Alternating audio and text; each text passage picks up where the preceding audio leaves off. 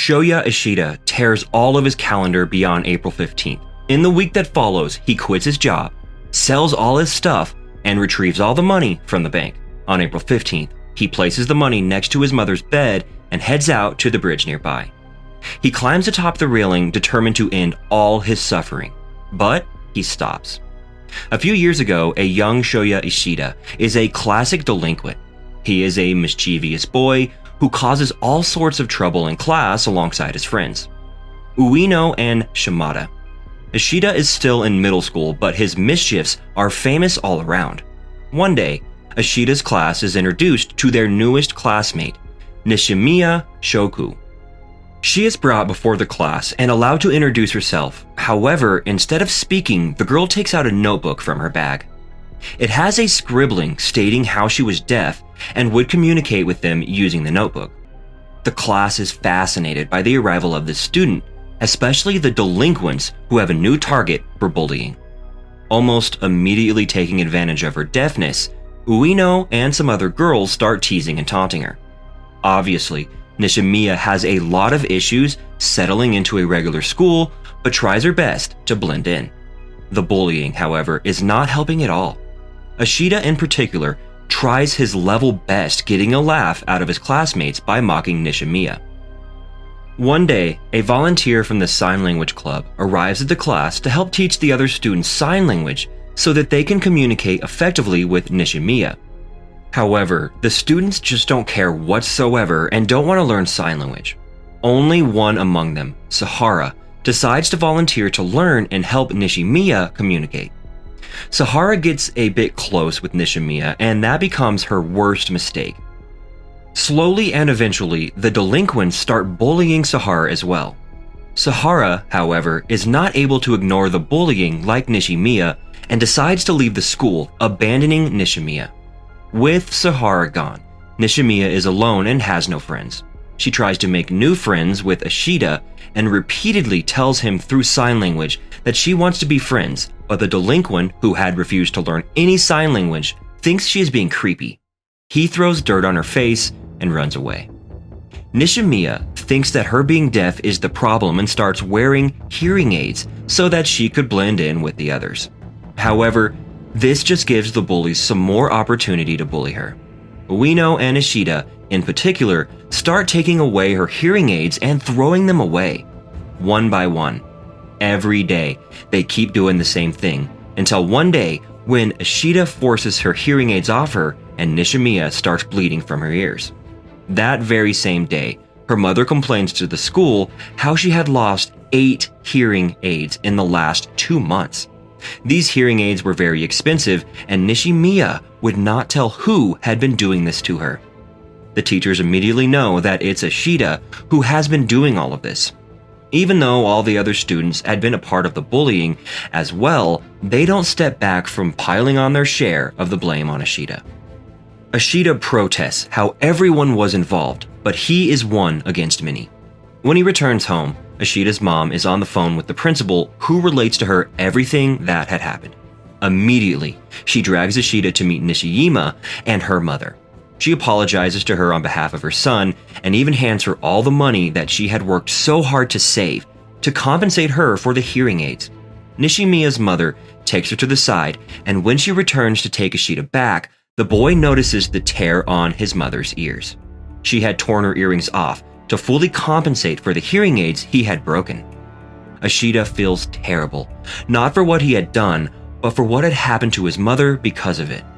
That day onwards, Ishida is a subject of bullying alongside Nishimiya for trying to frame the others for bullying Nishimiya.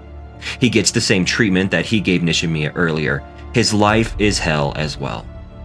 Nishimiya still wants to be his friend, however, and does her best so that he doesn't feel bullied, going as far as cleaning his desk of all the mean comments written by Ueno and the others. One day, Ishida notices her cleaning his desk and starts pushing his repressed anger onto her. The two get into a serious fight. The next day, Nishimiya leaves school. As Ishida grows older, he begins to realize the atrocities that he had committed on Nishimiya. He had bullied her for no reason at all, for something that she couldn't even control herself. He starts feeling guilty so much that he cannot meet another person's eyes. They all feel so much better than him. Ashita begins to realize that he was scum, a scum that did not deserve to live in a society or rather live at all. The world begins to shrink to his own small vicinity, and everyone around him just turns into big X's. One day, Ashita decides to end it all. On April 15th, he goes to a nearby bridge to jump. Just as he steps on the pedestal, he stops. Ashita doesn't know why he doesn't want to jump. Ashita decides to face his guilt. He goes to the sign language club carrying Nishimiya's notebook, which she used to write on to communicate, hoping to return it back and have a chat with her. Nishimiya is a bit flustered to talk to him at first, but when she realizes that he had learned a bit of sign language to talk with her, she opens up.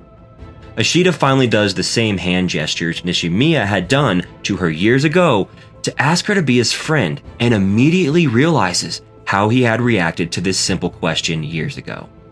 He quickly changes the topic and leaves to go back home. At home, his mother had found out that Ashita was planning to do the unthinkable. How could he?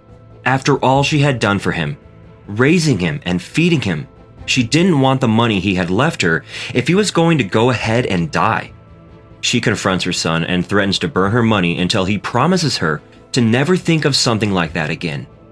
Ashita promises, but she accidentally burns the money anyway. What the hell?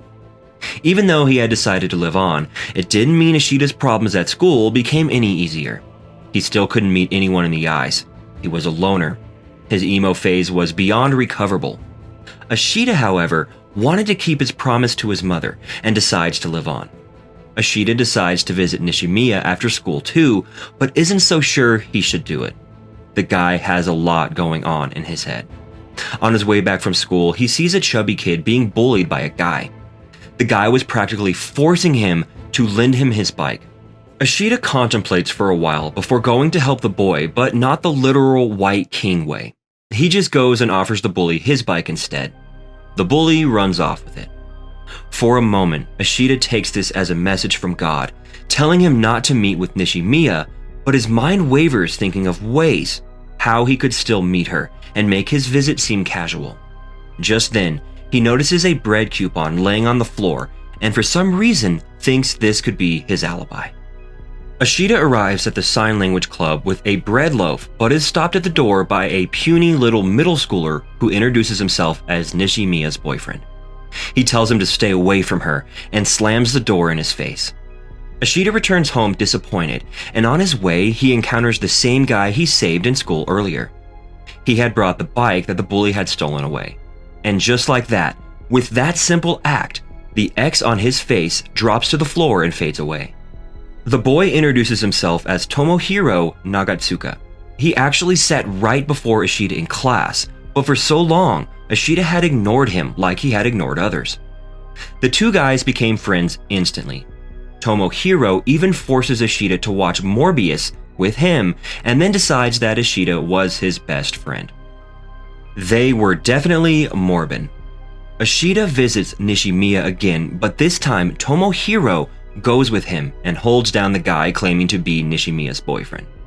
Ashita and Nishimiya talk at the pool below as the boy and Tomohiro watch them from above.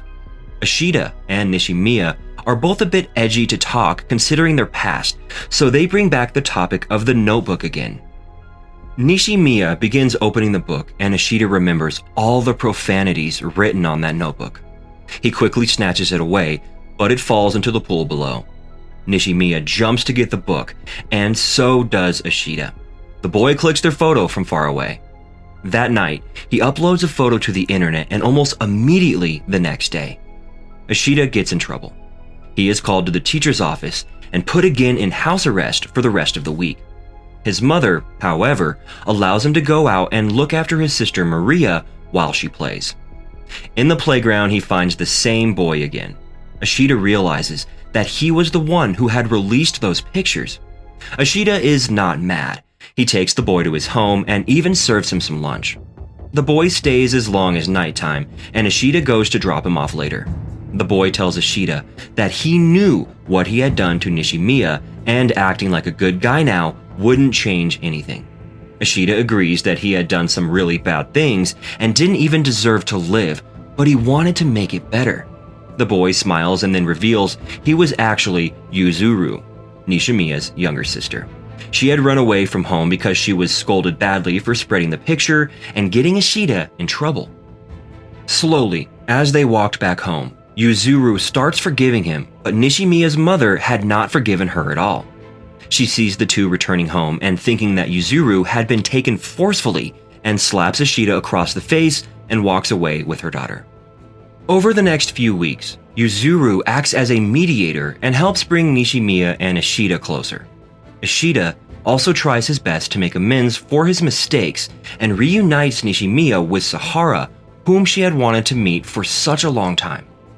Sahara is the same timid girl like she was from before, and she immediately apologizes for leaving Nishimiya back when they were in elementary school. Nishimiya understands Sahara's situation, and the two become friends once more. The three of them, along with Tomohiro, spend the next couple days feeding the fish and spending time together. One day, as Ishida takes Nishimiya shopping, he stumbles upon Ueno. She hadn't changed a bit, and as soon as she notices Nishimiya, she once again starts bullying her. Ueno encourages Ishida to help her like old times in bullying Nishimiya, but he stops her. She has no intent to return back to his old ways. Ueno walks away laughing at Ishida's folly. Although Ueno wants to become friends with Ishida again, she doesn't want to be involved with Nishimiya again. She believes that Nishimiya was the one who had broken off their group, and she could never come to like her ever. Some days later, the group of friends go to the amusement park and enjoy the day, almost to the point that Ishida wonders if all this enjoyment that he was having for the past few days. Was it okay? Was a person like him ever supposed to feel that way? Feel happy? For a moment, Ishida forgets these questions and lives in the moment. Perhaps he was meant to be happy after all. In the next few days, however, everything crumbles. Nishimiya visits the doctor with her grandmother and finds out that she can never hear again. Nishimiya gets depressed with the news. Her grandmother passes away a few days later as well. All of the pressure has a great impact on Nishimiya. Ishida is unable to figure out her issues.